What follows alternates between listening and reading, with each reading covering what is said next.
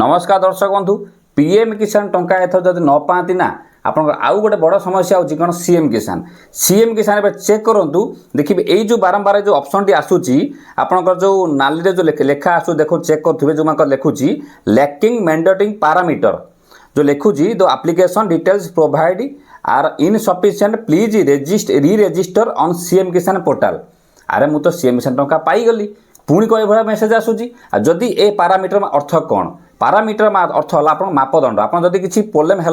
जमी गोटे जिन कहते आर्मी में किए भर्ती हुए सी तार जहाँ योग्यता अच्छी सी जब हम तान सी इलिजिबल हम ये से अरे जदि इलिजिबल तो थिला टंका आम आसी दुईटा किस्ती लोक पाई पुणी ये ऑप्शन कहीं आसूची नाली रे आपणकर सीएम किसान चेक करूँ जहाँ लिखुत मत आज्ञा कह एटी NA नॉट एप्लिकेबल कहीं लिखुची किसी लोक देखिए आपड़ आपाई प्रोब्लेम हम कि पीएम किसान से पैसा न आसू ना कि 20 दिन किस्त पैसा छड़ा देने आसीज किंतु एथर मत लगुच आज्ञा दर्शक बंधु बहुत प्रोब्लेम हो पारे कारण आप भल भाव जानते गवर्नमेंट पूरा फुल गवर्नमेंट कंपलसरी करथिला जदि आपनकर पट्टा जदि निज ना नथिबो जदि सीएम का गोटे पट्टा 3-4 भाई अप्लाई कर सीएम किसान पीएम किसान टंका पाई जाऊे जेहेतु गवर्नमेंट को रोक लगेदेला जे बर्तमान बहुत लोग देखिए आगे मत लगे पीएम किसान टंका पाइबार वंचित हो एथर कैसे कैसे लोग रहते हैं यार यहाँ पर बते से मत भी डिले होची कहीं देखूँ कथा कहीं कौच आपड़ आगे पीएम किसान कथा मार बोली पीएम किसान पाख जाऊनी मुझे कौच आपको सीएम किसान कहीं सीएम किसान जेहेतु ओडिशार एवं पीएम किसान सेंट्रल गवर्नमेंट दीटा मिसीगला जेहेतु ये बर्तमान आगे खेलटी आगे पूरा करदे ता माने ये बहुत लोक काटिबा चक्कर मत जा लगुच प्लान बोधे कलानी कारण एक मुझे कहीं कौच जदि गोटे लोक टंका दी थर टंका पाइला टंका पाई सारा पुणी कहीं रेड आसूची जदि रेड आसूची कौन करने को पड़ो आप बारंबार क्वेश्चन कर तो जहाँकर ए लिखुची शेष पॉइंट देखी नियंतु जार येलो होता ग्रीन है ग्रीन है आउ थे से कुछ अप्लाई करने गोटे मेसेज देखूँ आपन जन सीएम किसान योजना हिताधिकारी ये योजना को बलवत्त रखापी आसंता 1 मास भितर सीएम किसान पोर्टाल तुरंत पंजीकरण करूँ ये अप्लाई कर पैसा पाई तथापि ये मेसेज आसी संपूर्ण कथा पूरा मुझे बर्तमान निजे कस्टमर को फोन करनी बुझीनी अप्लाई कंप्यूटर पुणी आउ थे कली किंतु कंप्यूटर आगे नौ नहीं तो बर्तमान ये कौन मामला आज्ञा रही शेष देखा जानीपर कारण जेहेतु आप पीएम किसान पैसा जुलाई फास्ट वीक आसबार अच्छी किंतु एपर्तंत आसी ना आप प्रथम कही क्या भाँ जो गोटे गोटे क्लीयर हो पैसा पड़ जाऊँगी क्या भाँ आसूँ समस्त आसने कि 20तम किस्ती पीएम किसान एपर्तंत आसी ना ओके गोटे कथा द्वितीय कथा हूँ कौन एपटे शेष देखा जानीपर मुझे कहूँ चाहूँ जान देखिए आगे चैनल को नुआ आसने आज्ञा वीडियो देखुं बहुत लोग लाइक करना शेयर करना सब्सक्राइब रखना जहाँफल आम प्राय खबर आम बहुत कष्ट कर बनाऊँ कि आपंट पहुँची पार ना देखो ये देखूँ आउ गोटे देखूँ ये देखूँ सबू देख ठीक अच्छी सबू देखो ठीक अच्छी कि टंका आइला नहीं देखो लगे दूसरी कहीं टंका आइला नहीं 96 Aadhaar mapping does not exist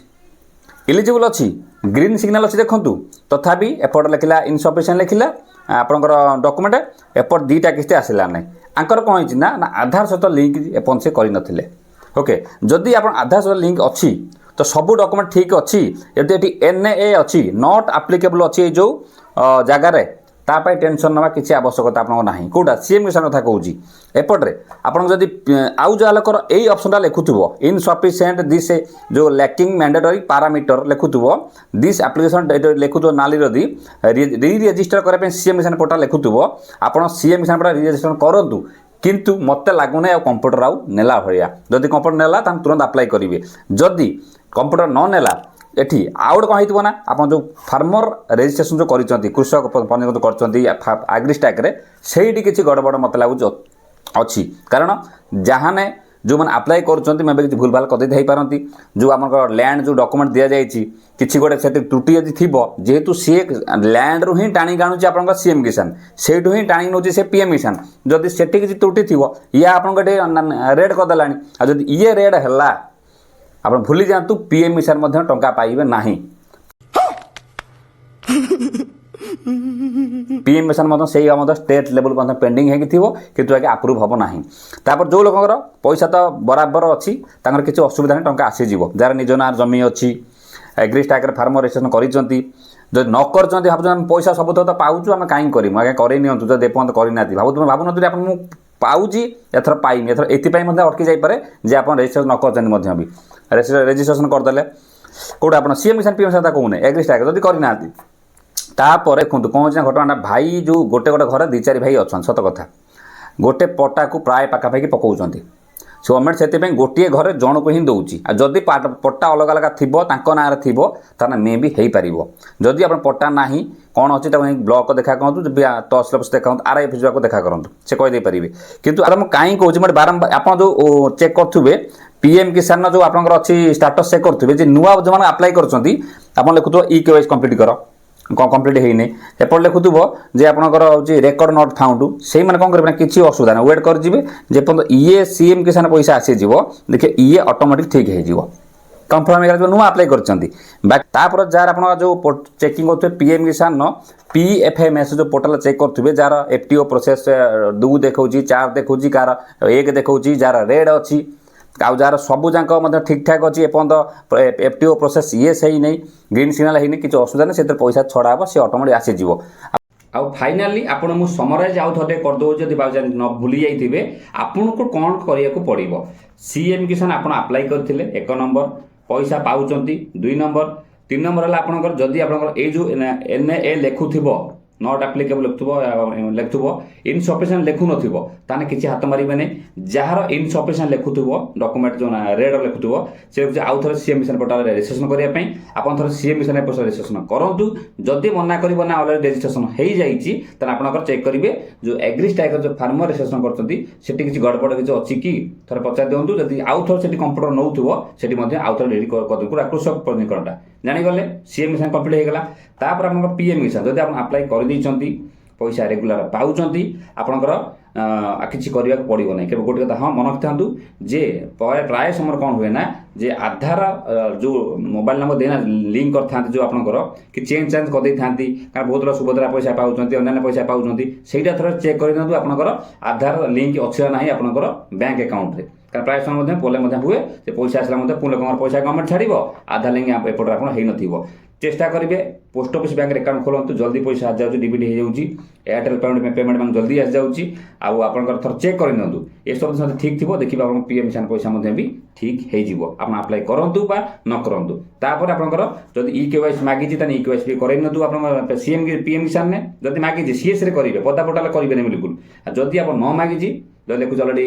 ଠିକ୍ ଅଛି ତାହେଲେ କିଛି କରିବା ହାତ ମାରିବା ଦରକାର ନାହିଁ ଆଇ ହୋପ୍ ଆପଣ ପୁରା ବୁଝି ସାରିଥିବେ ତାପରେ ଆପଣ ଯଦି ପିଏମ୍ କିଷାନ କେଉଁ ଦିନ ଟଙ୍କା ପାଇବେ ଆପଣ ଚାହୁଁଛନ୍ତି କେଉଁ ଦିନ ଟଙ୍କା ପାଇବେ ଆପଣ ସାର୍ ବାରମ୍ବାର କହୁଛନ୍ତି 20 ତାରିଖ ଦେଖନ୍ତୁ କିଛି ଲୋକଙ୍କର ପଇସା ଆସିଥିଲା ଭିଡ଼ିଓ କରି ମଧ୍ୟ ମୁଁ ଦେଇଛି କିନ୍ତୁ ଏଇଟା 20 ତମ କିଛି ବିଲକୁଲ ନୁହେଁ ଏଇଟା ହେଉଛି ଆମର କିଛି ପଇସା ତାଙ୍କର ରେଡ଼ି ହେଇଯାଉଛି ସେ ଗୋଟେ ପଇସା ତାଙ୍କର ଛାଡ଼ି ଦେଉଛନ୍ତି କୌଣସି ଲୋକ ଯେଉଁ ଲୋକ